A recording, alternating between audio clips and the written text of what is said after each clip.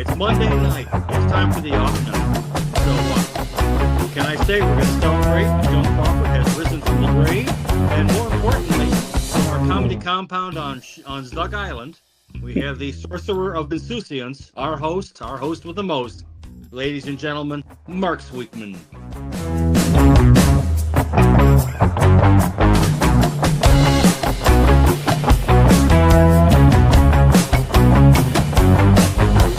All right, there we go. There we go. I got that right finally. Okay. Not since Rita Bell have we seen this sort of magnetism. Welcome. Yeah. Welcome to the off night. There we go. See what I'm trying to do here, and it's difficult because I'm also trying to bring the music up, bring the music down, time everything so it matches with when the show starts. And there's buttons on everyone's little, what do you call those? Icons or icon, yeah, or whatever, the little icon that represents your screen. So I've got the full screen. I've got the full mugshot, but okay. I got the full screen, and then below it, on the dashboard below the full screen, are little buttons, and so I hovered my little mouse over it, and it'll say solo layout. So when I start, you're Andy as the intro. So I'll put you in solo layout, and then what I have to do is find my solo layout button. After you introduced me, and I was a little bit off on that because I was trying to turn up and down the music. I think I'm going to use solo layout as my nom de guerre on Grindr. I like that solo layout. I'm solo layout. Yeah. Yeah. Anyway, what we really should be doing. And he's just getting here now. Just missed it. The effervescing Andy. He's in some sort of starscape there or something. Look at that. About to say that's something there. I like it. Yeah. Although the starscape is swallowing up his head as he moves around there. So, welcome to what's that? Oh, it's Starry Night. Where's that star guy? Welcome the Outer Limits. Stargate. Yeah. Tonight the stars are going to be wonderful on tonight. We have the Little Dipper in the mirror in the western side. He looks like sort of a Canadian TV host for a late night movie program. Hi, how you doing? Welcome to Star Night. Okay. It's a sci-fi night. Let's go. Okay. From a garage near Winnipeg. we have. Yeah. Welcome to Alaska, kids. This is what they actually see in winter. This is the winter night in Alaska. All night, all the time. Here we go. You look like Orson Welles if he had been at all the science centers back in the 1960s. Yeah, if they tried to project him up on the screen. I want to have wine. No wine. My favorite Orson Welles quote is, the French. Always willing to punish. Oh, speaking of Orson Welles. And lines. It's Maurice LaMarche's birthday today. So, ooh, there you go. Maurice LaMarche. Maurice LaMarche. He basically in Pinky and the Brain did Orson Welles' voice. Yes. To portray the brain. Pinky, what are we trying to do? We're trying to take over the world. Take over the world. Exactly. Hello, Brian. What are we doing today? Trying to take over the world. I knew a much younger, much thinner Maurice LaMarche when I worked with him at the Improv back in the 1980s. Okay. Yesterday, someone asked me at the gym, would I prefer to have world domination or a bucket of chicken? And it's like, I'll take the chicken at this point. Absolutely. Absolutely. I mean, who wants world domination? What does world domination get you? Haters. Yeah, what does it get me these days? I mean, a yacht? Ooh, well, someone's just gonna sink it anyways. Yeah. But a bucket of chicken. Now hold on. There you go. Now that's the ticket. I can have some fun with that. All right, I got a question. Okay, we'll get into all this stuff, but I want to get Susan's poem out of the way. There we go. Yes. It's what's that? Yes. It's lightweight as they have been for the last few weeks because of her rehearsal schedule. Not only does she do rehearsing for this show in June at the Carnegie Hall in New York City. That would be June 14th at 8:30. Everybody, if you want to show up there. Yeah.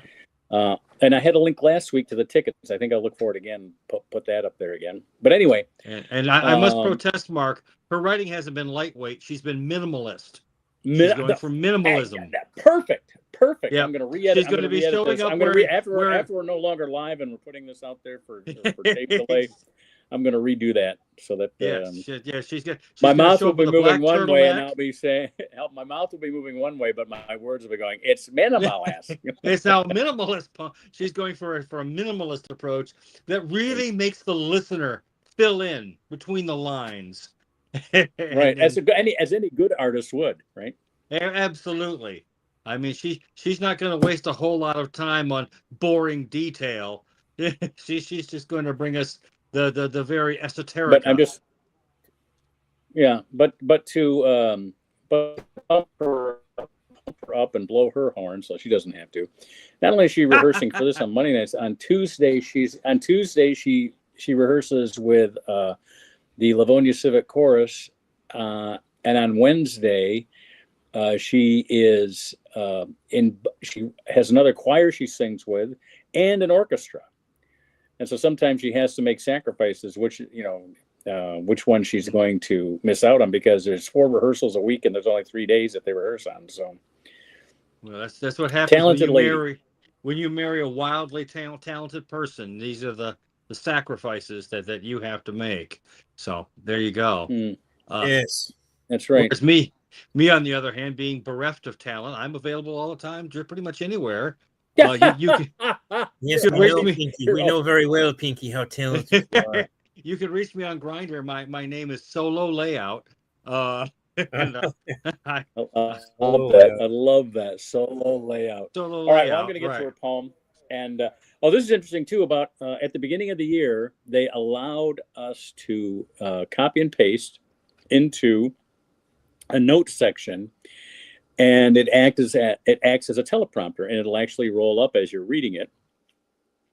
And just this last month, they said, now you can position it on the screen where now you're not looking at just the script, but you can look at the camera and make it look like you're talking right to the camera, like real teleprompters do in real life, Mm-hmm. And I click the button for teleprompter, and it says, "Oh, not part of the free package. You have to pay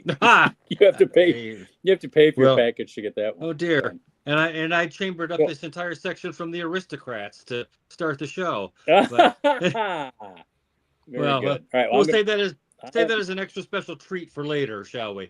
I'm going to read Susan's poem in Solo Layout, and you guys will be heard. Yes. So laugh away, you guys will be heard, or however you want to react. Here's from my bride and our off-night poetess, Susan Salisbury Sweetman. News in late March 2026. Headlines this week go something like this. Valerie Perrine died at age 82, and Spain closed its airspace to the U.S. Boo-hoo. Trump unilaterally funds the TSA while DHS shutdown continues today. And Congress left for a 2-week recess, despite our government still being a mess. Listen, dear lawmakers, if the president rejects and vetoes, just get 2/3 vote in both houses, you blood-sucking mosquitoes. And that's Susan's poem based on the news of the week. Very nice. Very nice, Susan. Very nice. She's always rather tart, isn't she? Rather. Yeah. She's becoming. She didn't do the No Kings rally this weekend, and I don't even think she knew about it because she's been so busy with other stuff. But I know she's on that. She's. Did you guys go to the No Kings rally? Yeah, well, I haven't been to one. I haven't been to one yet, only because I think somebody's going to shoot somebody someday, and I don't want to be there when it happens. So. You think you're the one that's going to be hit? I got you. I'm the one that's going to get. I'm the one that's going to get shot. I don't know. I went to. You know what I went in 2020? I went to the Black Lives Matter local march, and that was kind of cool. But I haven't been to any since then. Well, I like I say, I've been out there with the free Arthur Bremer T-shirt, but sadly, well, as someone pointed out, they're giving out Arthur Bremers for nothing now. Well, the thing is, he already is free. Arthur So Bremers? I mean, yeah, I mean, it's like, well, that seems a bit redundant. I'm a little, I feel a little silly now, don't I? I mean, it's like, well, you know, I'm sort of drafted to the All Kings rally because I'm driving during the time. And I got to tell you, it's the worst time to drive in Ann Arbor during the All Kings rally. You know, no Kings rally. But aren't you? But you're getting paid for that, right? Not really, because you're stuck. You're stuck inside a mass of people that won't move. Yeah, they don't have timers on Uber and Lyft. Not. It's like, hold on. Are you sitting down, Mark? It's not like it's not like a taxi where the yeah. Well, no, there is a per minute charge. Mark, it is 13 cents per minute. Oh, you're getting rich. You're getting rich. Yeah. We used to get like $1 a minute in a taxi cab, but you know that we needed to get rid of the taxi cab because you know it was important that we create the gig economy. You know, I mean, so that all of us people out there who are now driving our own cars and paying for the Putin price hike or for the gas, for the Iranian fiasco or whatever you want to call it. Shall we call it? Yeah, the petroleum fist up the backside, to be polite. Yeah, and all the other expenses. So we make less than. In fact, there are sharecroppers who are coming back from beyond the grave, laughing at us. Yes. And so that our billionaire brethren might nonce about in their yachts and helicopters and triple gated communities and tell us about how good we've got it and we should all be grateful. And you know, when the day comes that we show up, you know, like Kenneth Mars and Young Frankenstein leading the crowd coming at the castle, maybe they'll begin to figure it out that there's going to be a problem. Although the difference may be that it was funny in Young Frankenstein. In reality, it might be preceded by, I don't know, people with like, you know, the severed heads of the children of our overlords as we dance about in the streets with their body parts. I'm sorry, was I ranting? Yeah, it's only one rant. You were. Look, yeah, a little too much caffeine. You know what? You know, and I feel bad because I was trying to get my commercial stuff up there. What I should have done, I should have gone. Yeah. Here we go. I should have put this one up. Here we go. Well, I have Robert Duvall from Network peeking in the side here. By the way, doesn't he play a bastard in Network? We've forgotten because he did so many good things. From what, like late 60s into what, the 90s? I mean, how many? The guy was just like one after the other, but in Network, you know, with Faye Dunaway and Bill Holden and of course, who can ever forget Ned Beatty? Ned Beatty, the voice of God. Exactly. Although, you know, what one might ask him in the middle of one of his diatribes where he is ranting. You might want to tell, shut up, fatty, sit down. At least I don't squeal like a pig.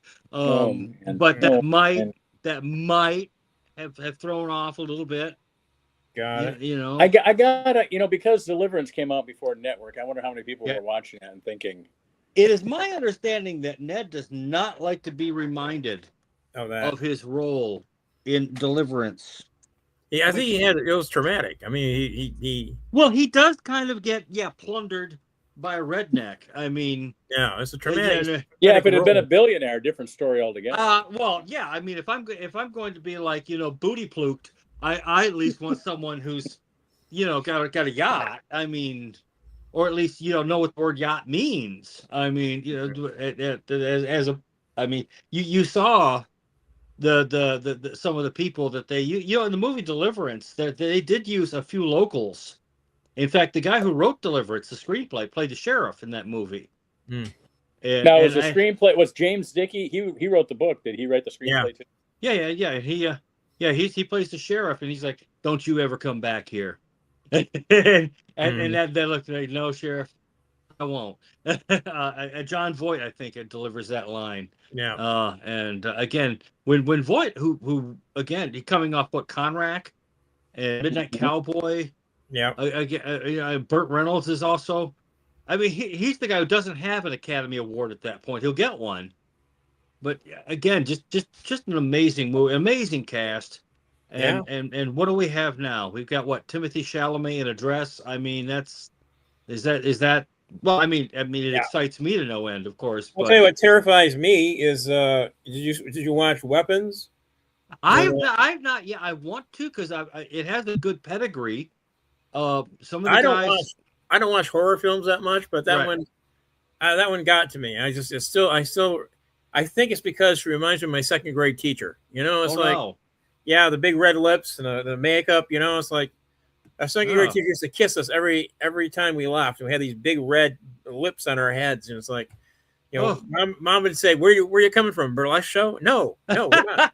I didn't know your second grade teacher was a drag queen. No, no, that's not a drag queen, but that's just a queen. Yeah, I don't know. She was interesting. I had a severe lesbian 7th grade math teacher, and her last name was no joke, Marine. She was Miss Marine, and she made Agnes Moorehead look like Betty Grable. Okay, I mean, this one, she could have taught Medusa a thing or two. You know, when it comes to like turning, I mean, she walked in the room, the temperature dropped 10, 15 degrees. Yes. Yeah. Now, to be fair, this was not the right woman to be saying math is hard to. Because did she have a ruler? She come at you with a ruler, you know? No, but she would have made you calculate pi. I would still be in there, you know, drawing numbers on a chalkboard with my bleeding, stubbly fingers. You know, it's lost in junior high. Have you watched the show with Harrison Ford, 1923? And then the show on TV with Harrison Ford and the Russian, what's her name? The English actress. No, I'm not familiar. I don't get to do much. If you want to see I'm not sure the Catholic Church approved of that show because it shows. Yeah. It shows an Indian schoolroom, run by the Catholic Church in 1923. Oof! I've heard of that. If it's true, which I'm pretty sure it is, it's not a good representation. I mean, I wouldn't go to a Catholic school after seeing this. According to the New York Times, yes, Catholic membership is increasing in the U.S. Yes. And that was in today's New York Times, and they mentioned Detroit Archdiocese. I can't remember the numbers exactly, but it's the largest amount of Catholics converting since 2005. When I was in prison, the Catholics they used to send people in, and they were very nice and very accommodating. And you know, while I was in prison, it's like, well, there isn't really much going on anyways. So, you know, I might as well just go and check it out. And they were nice enough to get me a Bible. Apparently they had it wrapped in asbestos, so it didn't burst into flames when I touched it, which I thought was a very considerate touch. I still I have it to this day. And again, did they scratch her back with steel wool to get Satan out? I paid extra for that. That I don't know if you really want to go into detail there or not. I mean, it doesn't bother me, of course. I mean, you can catch it on my new series, which is premiered on my favorite, Grinder. So yeah, you can watch. And by the way, 8/19, folks, 8/19 for those of you keeping track at home. Did they hit you with a stick on the back of your legs till you bled? Well, again, let's not bring up gym class. I think that, you know, I'm past that now. I'm beyond that. Did they hit you with a ruler until your eye almost popped out? Let me say this to you, Andy. As you guys know, that I work out there near Chelsea in a 9,000 acre abandoned driving range all night long. All I can say is that, you know, when aliens tried to kidnap me, when they looked at me and they said they were going to use me for bizarre, diabolical, inhuman alien experiments, and they're going to do all sorts of sexual things to me, I just looked at the two of them and goes, you bring some beer? Yeah. Speaking of news, you kids are a couple of big talkers, aren't you? I was listening to the news. I was listening to the news, and apparently 2 women got arrested for selling cocaine in a new, freshly daycare center. They were the owners of the daycare center. They were about to open it, but they were caught selling cocaine. Well, it's certainly going to make nap time a little more energetic, don't you think? It explains the kids not going to sleep at night. Yeah, absolutely. But if we're running daycare the way we should, with children would be learning a trade, like how to stitch baseballs, how to work a loom, how to fill the coal bin. I mean, Great Britain and France built empires on child labor. I don't see as why we should be. Yeah, I mean, I think the police got an inclination when they got photos of Santa Claus with a spoon next to his nose. It's like, that's a problem. Well, yeah, it does say, remember the old enjoy Coke. Who knew? We thought it was, right. I mean. All right, James, back to James Dickey. No. Oh, okay, sorry. The sheriff in Deliverance. No, I just went on a rabbit trail off how you guys discussed. Yeah. James Dickey fought in World War II. Okay. Returned and with the GI Bill went to Vanderbilt and took up writing. Yeah. Became a poet. He was known as a poet.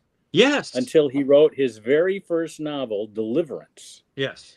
And that I don't think he ever returned to poetry because there wasn't a lot of money being made in poetry back then. Probably but if you had a best-selling book, you were making millions of dollars.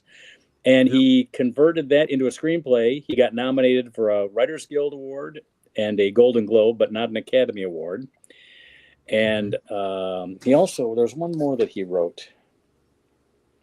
God, I keep looking at my hair. It looks like I've like sort of the geriatric version of Shemp. And I'm just anyway. He wrote one more screenplay adapted from another work. Where is it here? I can't find it. While you have his resume, anyway, didn't he become the poet laureate of his state? But that wasn't. You know what? That's all you need. That's all you really need in order to retire. Is if you have a million-selling book and you convert it to a screenplay, and you get awarded for that, and it gets you to write another screenplay. That's pretty much all you need. You write two screenplays for big hits. Yeah. When they become Academy-winning, gigantic blockbusters. Yeah, you're good. What was the second thing he wrote? I'm looking. Hold on, just a second. A Tree Grows in Brooklyn, Part 2. The Tree Grows in Brooklyn, Part 2. Part 2. Yeah. Actually, the woman who wrote A Tree Grows in Brooklyn.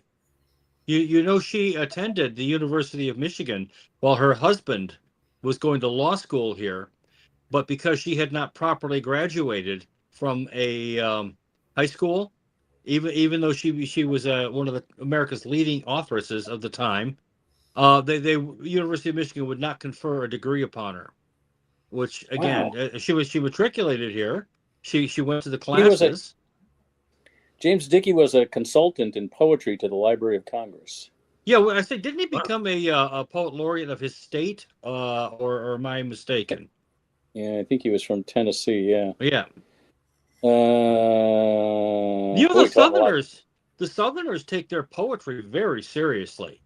They are, and even Tennessee, which is a border state, but nevertheless, there is a streak of the romantic. I mean, up here in the north, not so much because we're all busy going, God damn it, it's cold. A streak. Well, even Andy, who could do like Norwegian poetry with him in a turtleneck, looking over a barren sea, muttering things. The wind quietly. Is cold. It's so cold. I don't know what I'm going to do. It's cold. I feel cold. Do you think it's cold? Yes, it's cold. doing an Ollie and Lena. Ollie and Lena. Ollie and Lena. Something that would go well on Prairie Home Companion, which, by the way, even speaking as a black-hearted Republican, I do miss that show. Oh yeah, I do miss. I do. I mean, I have never had the heart to this day to listen to the very last show. Much like I miss the Car Talk guys.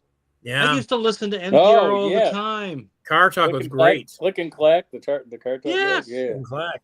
I used to listen to the one. There was one comedy show where Paula Poundstone, when she coming out of her little picadillos, was not the most bookable comedian in the world, and yet she was on this show on a weekly basis. Wait, don't tell me. And she would kill. She's killing now. She would kill. Well, I know, but I mean, after it came out with the whole getting drunk and making kids lick peanut butter off her or whatever it is, they said if half of it was true, all of it was disturbing. All I can say is, hey, it was the 90s. Mistakes were made. You're talking to a man who made quite a few back then. I even gave up drugs. Wow. And still had things to look back on and be regretful for. You know, I mean, wow. Yeah. I mean, Bill Clinton, he made a few mistakes too, but yet for him, I mean, shall we say whatever we want to say about Bill? Talk about leaving a winner. Basically tells Newt and the Congress where to go. Yeah. Survives every challenge. Leaves the country at peace. Running surpluses. Yeah. Oh, so have you heard about this comedian being sued over The Lion King? Oh no. What? Oh no. What did he do? This guy called Learnmore Jonesai. He's a comedian from a Zimbabwean comedian. Yeah, all right.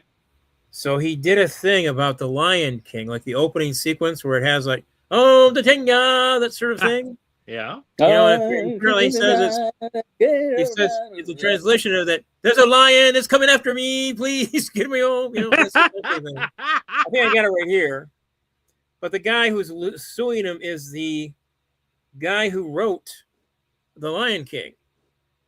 Uh-oh. And he says because the joke is going to interfere with how The Lion King is presented, he's suing him for $27 million.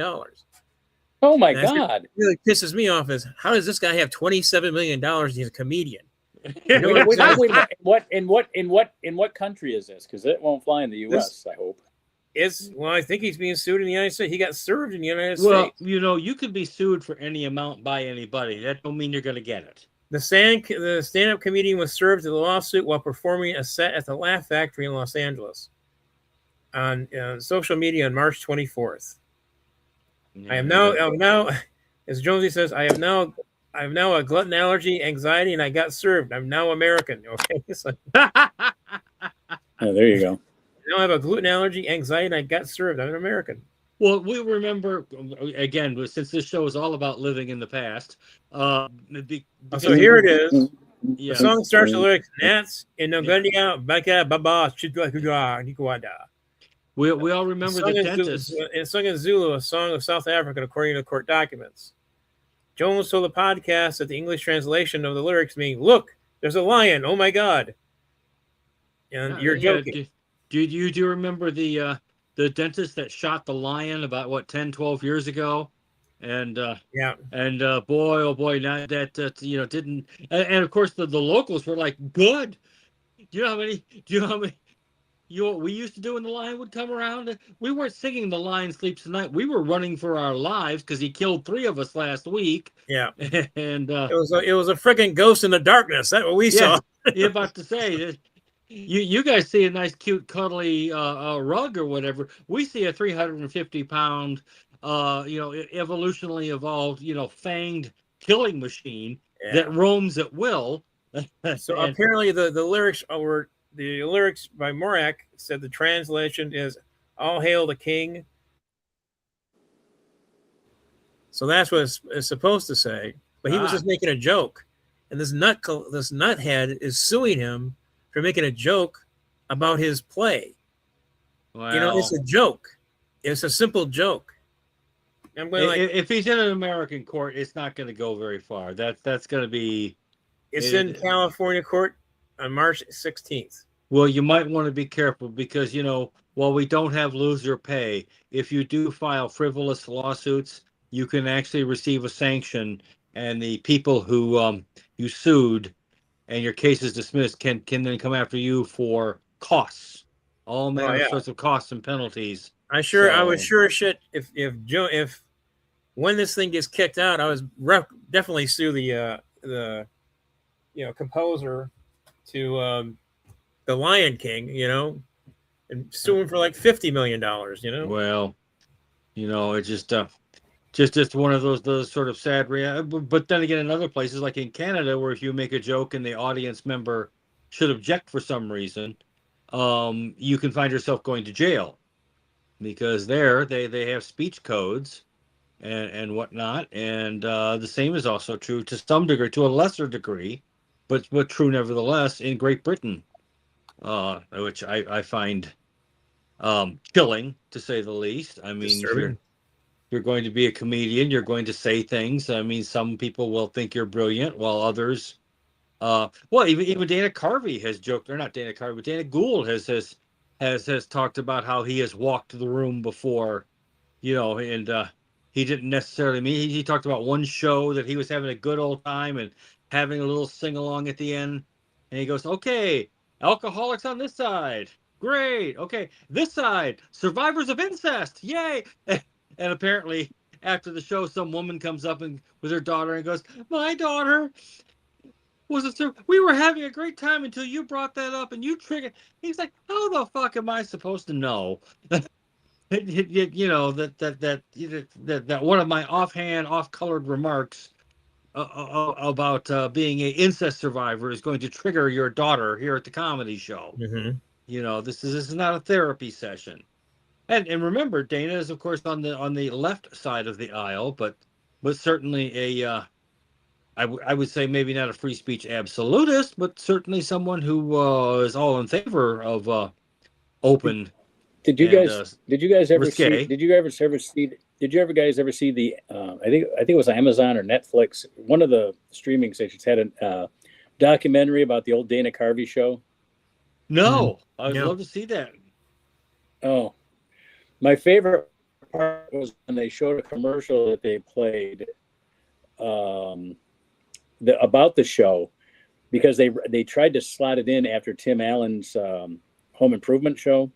It's just very funny, the placement of the ads, and that's one of my favorite parts of that. But it was basically how far out they wanted to go, and I think what's his name, the guy that does the insult comic dog. Triumph. Yeah. I think that's Robert Smigel.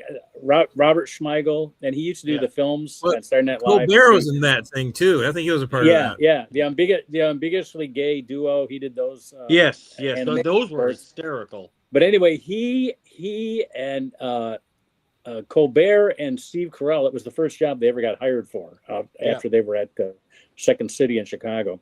It's a great documentary. You don't think of Dana Carvey as sort of being Lenny Bruce or George Carlin type of character in the history of comedy, but this documentary proves that.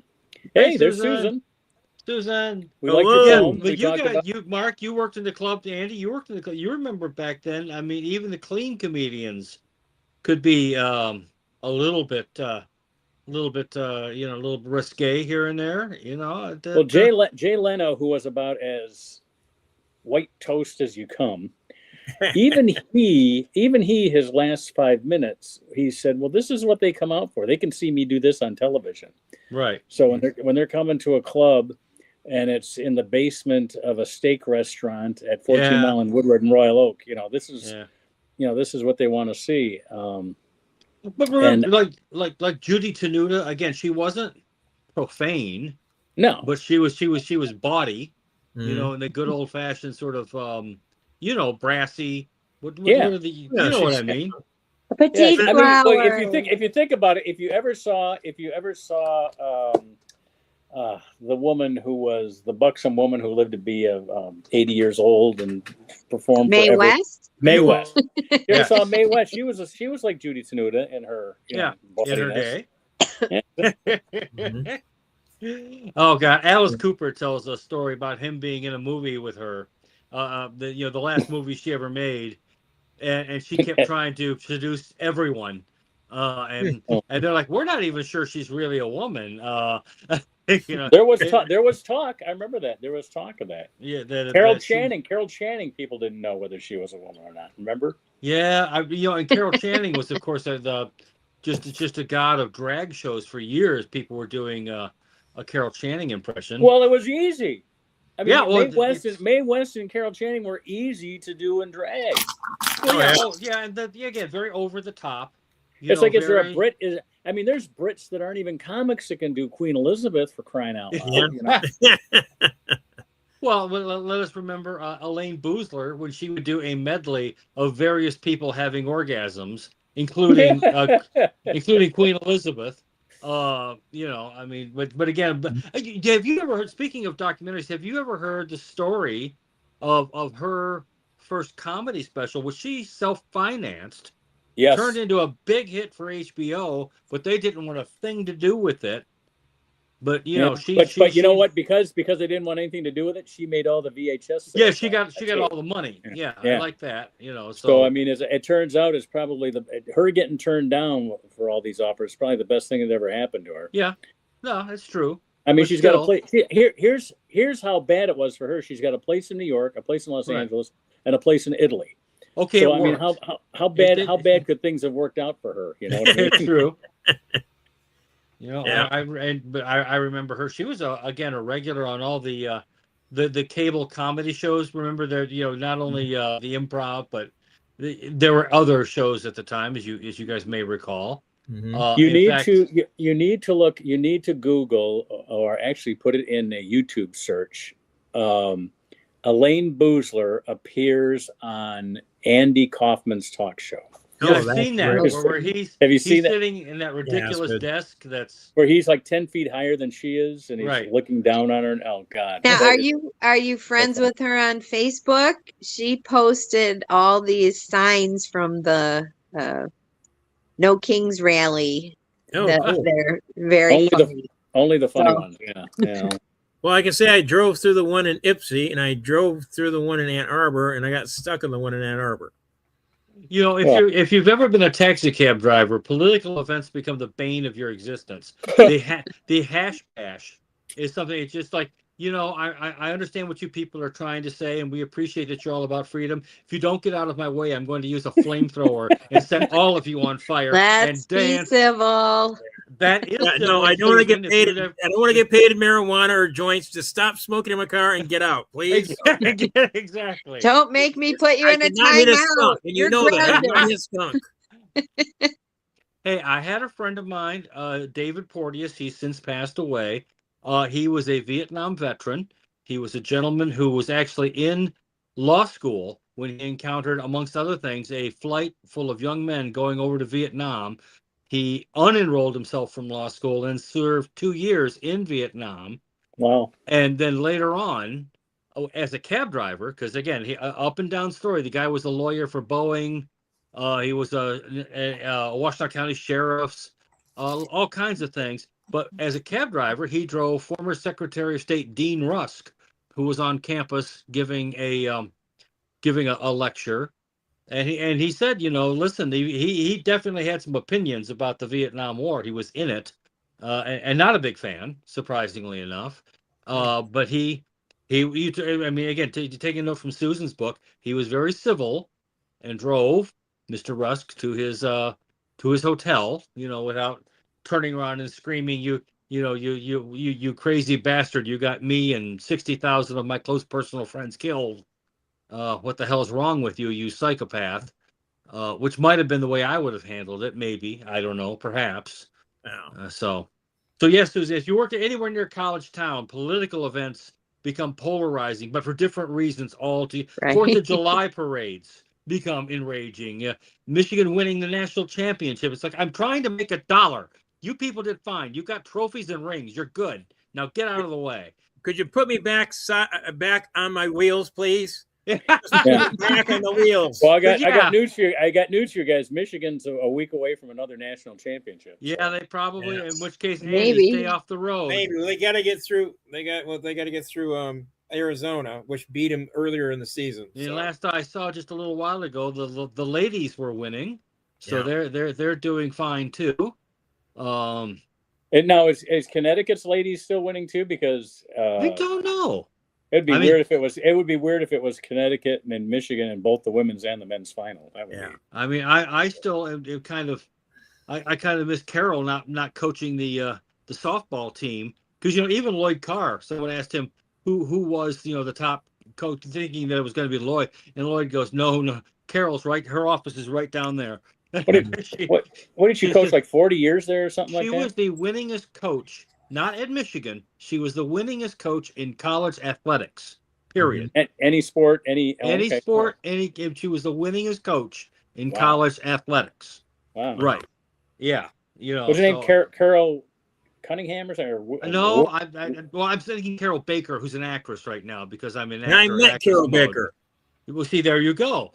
But she was not a softball coach. No. I mean, I can see her face. I was actually in a Davis Rules episode with Carol Baker. Yep. Did you all do the poem yet? Yes, we did. What a okay. poem. Good Carol Hutchins. Carol Hutch. That's right. The Hutch. Yes, that's right. I like the ender. I was so hoping that my niece would go to Michigan so she could play for Carol. She instead decided to go to Michigan State because she wants to do veterinary stuff, which I get. I understand. Yeah, because there's no professional softball. That's a good idea to try to go there for your get a real career. Yes, exactly. Yeah, I mean, maybe career. Yeah. So, but yes, Susan. Not only did we softball in the Olympics now. What? Didn't softball get into the Olympics? They took it out. They took baseball. They took it out. Both out. They took it out, and they're bringing it back in 28 because LA is hosting the 28 Olympics. So we will get baseball and softball back for that. But who knows whether that's because we're the host country. Whenever it goes, if the other whoever's after us, if they don't want to do softball and baseball, they don't have to. Is that why wine tasting is when Italy Olympic sport now? Is it? when it's in France or Italy, and when it's in France or Italy, they have wine tasting. They also have another one where you're chased by a security guard, and then you have to spray some graffiti on a sign, and then you're chased by another security guard. So there's the tagging, the sort of Olympic tagging contests, and you guys are going for this. And when it's in France, you don't tag anything, but you steal the artifacts and none of the. You just steal the artifacts and put it in your. You don't show up for the medal, but you do. You are seen at the pawn shop where you're pawning the priceless artifacts for a few francs or euros, as it were. So yes, Susan, not only did we do your poem, but we compared and contrasted your varying styles over the past few weeks. So, you were talking about buxom Mae West. Did you see Valerie Perrine? Yes, also another I really sad Valerie Perrine is gone. She passed away. Wasn't she more of a? I know did she start more as a dancer? I mean, I know she was an actress perhaps, as well. But she was in one of those Superman movies, so she was known for her curvaceous figure. She was in Superman movie. She was also in Slaughterhouse 5. Yeah, probably. Yeah, she was in Lenny. Dustin Hoffman. Probably her best role. She got a nomination for Lenny. Yeah, didn't she play? She played Honey. Honey, what was the? I forget the name of it. I think it was Honey Harlow. Honey Harlow. Yes. She was great. Oh, she was in. As I said, she was in Slaughterhouse 5. She was the woman who was in the around Saturn. Ah, okay. I was trying to explain Tralfamadore the other day to my nephew. He wasn't getting it because this generation doesn't read. He actually reads. He'll actually read a real book. And I'm saying, well, Slaughterhouse 5 is one that you should maybe take a look at, but it's a little out there. Vonnegut, I mean, we all read it in high school, but we were smoking a lot of weed in high school. Yeah. And whenever anybody asks about the robot situation, I say player piano. You got to read player piano. Kurt Vonnegut. Well, does anyone even read Philip K. Dick anymore? With the Do Androids Dream of Electric Sheep, which is later translated into, if I'm not mistaken, Blade Runner. Is that correct? Runner. Yeah. And Ursula, was Ursula a pen name? Ursula, oh God, Andress. Oh. Yes. Who also had a couple of movies made from their Well, work. if you want to talk about movies, Mark and I went to see the Ryan Gosling one, this past Yeah, how weekend. was it? That was really good. I really liked it. I don't think it needed to be 2.5 hours long. There's a lot of flashbacks that well, in the book, mostly spin the story forward, but some of the flashbacks I think were a little unnecessary. Had I been the editor, I probably would have left those out or tightened them up and kept the movie closer to 2 hours. But I really, really liked it. It has such a great story. It's and Ryan Gosling's adorable. And I really liked the story. Now I want to go read the book. The book is good. Actually, it's very close to the book. And the book actually, the flashbacks are necessary because he's yes, they're necessary. I'm just saying some of them in the film were a bit long and perhaps not as necessary as the chase down. In the last few years, he's been. I could have used without the shaking seats. We went to one of those theaters that's got that Atmos. I don't need that. Have you been into those theaters where it's got the surrounds? No, I or whatever. I do not need shaking seats. At my age, I'm trying to get through 2.5 hours. One of those must be in a theater type films. I think if you want to wait and see it on streaming, but I definitely love the story, and I think it's worth the watch if anybody's looking several months down the road and it's running on Netflix or Amazon or something. Catch it there. Well, the interesting thing about the movie, the other thing about the movie too is they do follow a lot of physics things. Like the time situation. How would it take place if you go at the speed of light, and also the counter thing with gravity.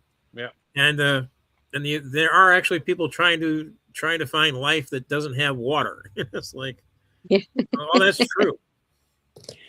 Valerie Perrine was a show. Before I went to see it, NPR had some conversation about it and some of the junk science, but mostly even real scientists that were analyzing the science fiction of the film didn't have too many problems with it. And even where it was not accurate for what we know, they still could, for the sake of the story, let that go. So even real scientists gave it a thumbs up or whatever Roger Ebert would do. Yeah. More Valerie Perrine data here. Okay. She was a showgirl in Las Vegas. That sounds right. And she wasn't pursuing acting, but she was in Los Angeles, and a producer saw her, and she was at a small dinner party where an agent was looking for someone to play the role of Montana Wildhack in Judge Roy Hill's Slaughterhouse-5. So she was discovered. She was discovered. She's now the history she made. She's actually a historical figure. Her breast became the first breast to appear on American network television when it was exposed during a live production of Steam Bath on PBS. Oh, wow. So it wasn't Janet Jackson. It wasn't Janet Jackson. Well, right. It was Valerie Perrine. Valerie Perrine. Wardrobe malfunction. I can't remember if it was either Valerie Perrine or Vic Tayback. I mean, they're so easy to confuse those two, especially in a topless scene. I mean, I think very funny. Where one has to. I think Valerie would definitely pull that off. Again, or maybe with Adrienne Barbeau. Who does anyone ever forget her Adrienne Barbeau's comedic turn in Creepshow, where she plays Billy, the drunken? No, I don't remember that. Oh my gosh, I don't remember. Oh, it's Creepshow, which a lot of actors who are kind of embarrassed that they were in it, although it gave them a chance to sort of like walk in front of a camera and get paid. But it works. It works perfectly that way. I mean, Fritz Weaver's in it. Yep. E.G. Marshall is. I mean, these are serious actors. Hal Holbrook is he's in the scene with Bill. It's sort of like a Who's Afraid of Virginia Woolf, only if it were shot in a Southern community college with lots of Boone's Farm. Yeah, and Billy, she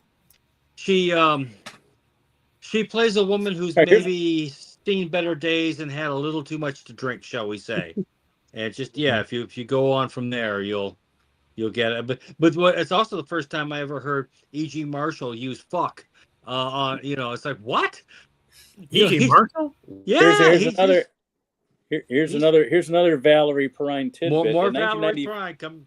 In 1995, she guest starred on Homicide: Life on the Streets, playing the ex-wife of Richard Belzer's character, Detective John Munch. Oh, I remember that. Yes, I remember that episode. Yes. So she's Mrs. Munch as well. Yes. Mrs. Munch. She was a very working actress. Working lady. I mean, working actress. Heck, we how many have we lost recently? Diane Lane or Diane Ladd? Well, Diane Ladd. Yep. Yeah. Well, thankfully we still have Streep, right? So okay, there's that. Mm-hmm. And we were talking about Catholic school, whatnot.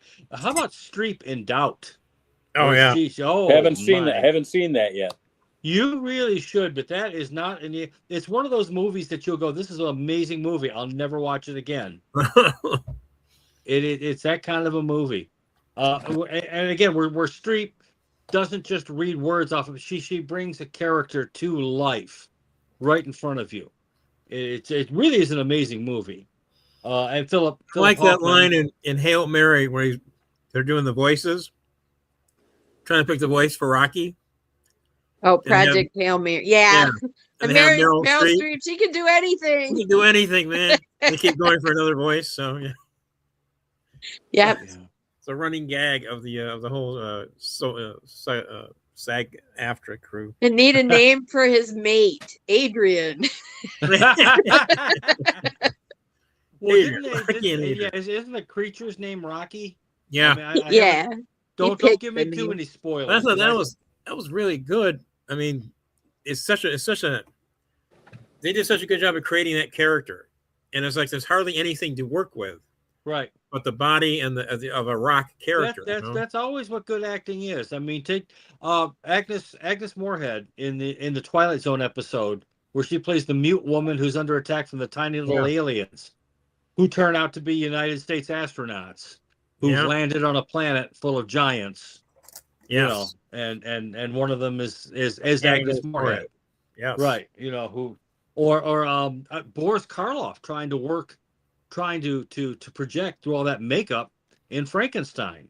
Mm-hmm. I mean, how much did that makeup weigh? I mean, I know it was a lot. You've seen pictures of him shirtless.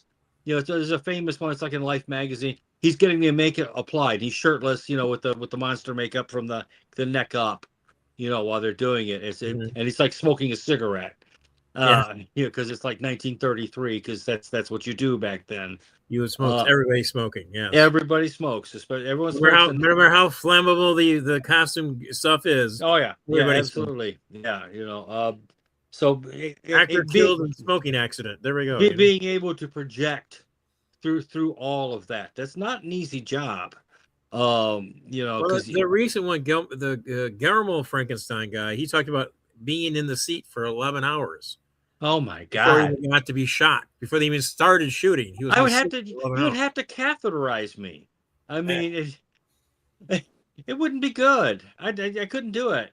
Yeah, you had to get his whole top part, so he could do the back and his chest and his face, his neck.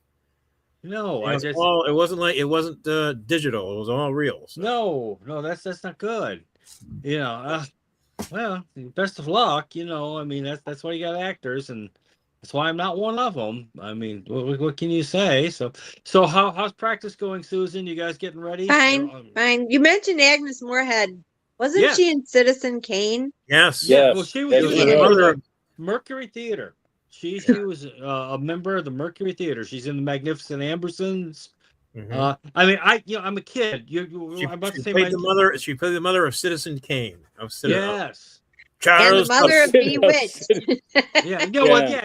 She was in Bewitched, and wasn't she great in that too? I mean, yes. she as Endora. I mean, and her and Paul Lynde. Can never forgive her for calling Darren Durwood. Durwood. Well, and Paul Lynde playing gay without being gay. Yeah, I mean, he was gay. He was a master at that. Yeah. I watch. I must have watched more than a couple, because now my YouTube feed, the algorithm is feeding me all kinds of Paul Lynde on Hollywood Squares clips. Oh my god! And they're hilarious. Oh my god! He was funny. How can hey Paul? Peter Marsh would say, how can you tell if a turtle is male or female? He goes, you turn it upside down. If it smiles, it's a female. Oh god! Oh god! Wow. Wow, those are the days, you know. Oh, the stuff that they used to get away with. I mean, Wally Cox always acting like he was in a time warp, answering a question that was asked a few minutes ago, and of course Charlie Weaver, and I forgot that there was like a season and a half that Paul Lynde was not on the show.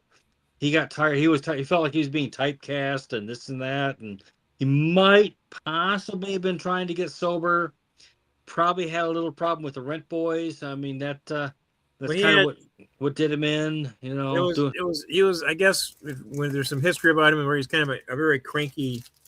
He was not a cranky guy. So not it got a reboot. I think Drew Barrymore is producing Hollywood Squares now, I believe. Yeah, well, she's been in production. She did that movie in Ipsy. That she was the roller derby movie that she did. The roller derby. Yeah. And so I mean, of course she's a Barrymore. So I like her. She's adorable. I mean, but what else could she do but act in movies? And I mean, she's a Barrymore. That's what you do. She is Hollywood royalty, and she is just charming. And her family goes back to the silent era. Yeah. I mean, so she. Didn't Geraldine Chaplin just pass away recently? I think she just. You're kidding me! It wasn't. Was that Charlie's daughter, Chaplin. Or was that his? That was granddaughter. Okay. All right, and gosh, we're gonna find out. Yeah.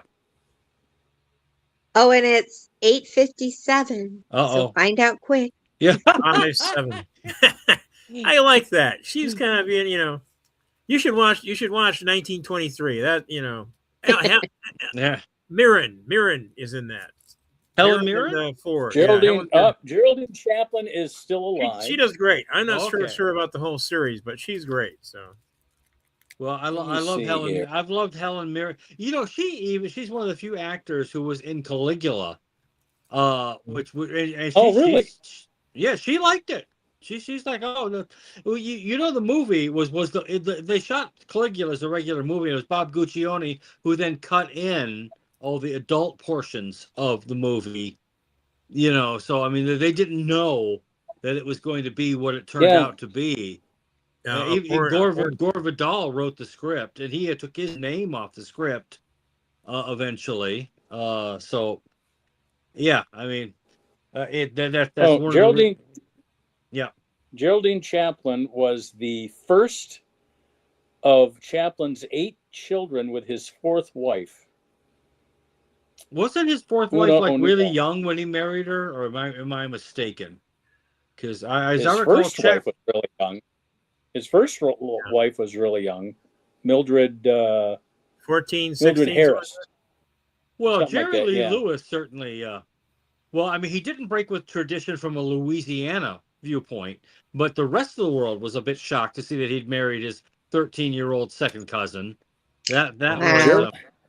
Well, I guess it's still legal to marry cousins somewhere Chaplin, in Tennessee. So I don't know. Geraldine Chaplin is not only Charlie Chaplin's daughter and still alive. So her father goes back to that's only one generation back to the silent era. But her grandfather is Eugene O'Neill. Yes, I knew that. The Iceman cometh.